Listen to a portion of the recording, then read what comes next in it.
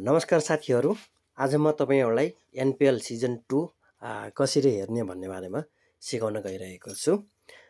कृपया यो भिडियो लास्टसम्म हेरेर साथ दिनु होला, स्टेप बाइ स्टेप हेरेर है। अनि तपाई यो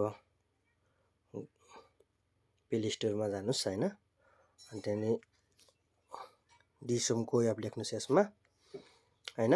डिसोम गो एप लेखेपछि मैले अलरेडी इन्स्टल गरिसकेको छु, यसलाई ओपन गर्नुस्।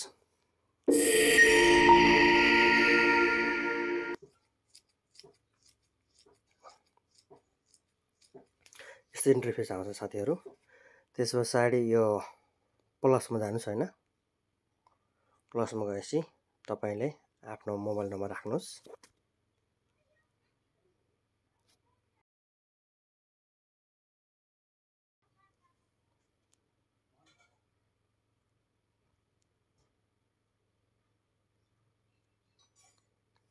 अनि त्यसपछि यो आई एम नट ए रोबोटमा जानुस्, कन्टिन्यू।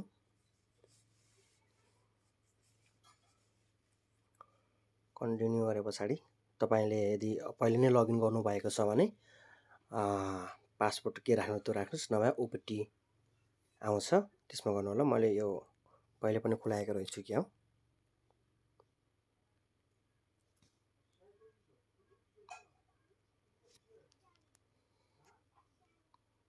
त्यसपछि चेक गर्नु होला। खुल्यो साथीहरू। अनि यदि खुलिसके पछाडि अब तपाई फेरि प्लसमा जानुस् हैन। अनि त्यसपछि तपाई यो मोर भन्ने देख्न सक्नुहुन्छ है, मोरमा जानुस्। मोरमा गइसके पछाडि मेरो यहाँ एडमिन देखिएको छ, मेरो नाम अनि फोन नम्बर देखाएको छ। त्यसपछि तपाई यो सब्स्क्राइबमा जानु होला, सब्स्क्राइब नाममा। त्यसपछि देख्न सक्नुहुन्छ है साथीहरू, एनपीएल सिजन पास लेखेको छ। यो टिकट टु लाइभ क्रिकेट लेखेको छ हैन साथीहरू। यसमा लेखिसकेपछि तपाई अन मन्थको 300 रुपैयाँ लेखेको छ, तर यसमा 34 वटा खेल हुन्छन् साथीहरू। 34 वटा खेलका लागि यो चोइस प्लानमा ओके गर्नुहोस्। तपाईले अब अल म्याचेस हेर्नु एचडी स्ट्रिम हैन, सबै हेर्नको लागि। त्यसपछि प्लानमा गएर ओके गर्नुहोस्।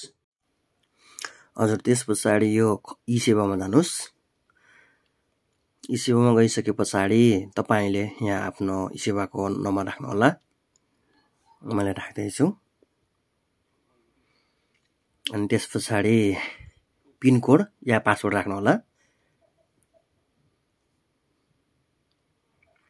पासवर्ड राखिसकेपछि तपाईले लगइन गर्नुस्। हजुर, लगइन गरिसके पछाडि तपाईलाई एउटा ओपीटी कोड आउँछ हैन। अनि त्यो ओपीटी कोड आए पछाडि चाहिँ खुल्छ है साथीहरू। 5 मिनेट दिएको हुन्छ है साथीहरू। 5 मिनेटमा त्यो राखिसक्नु पर्छ है।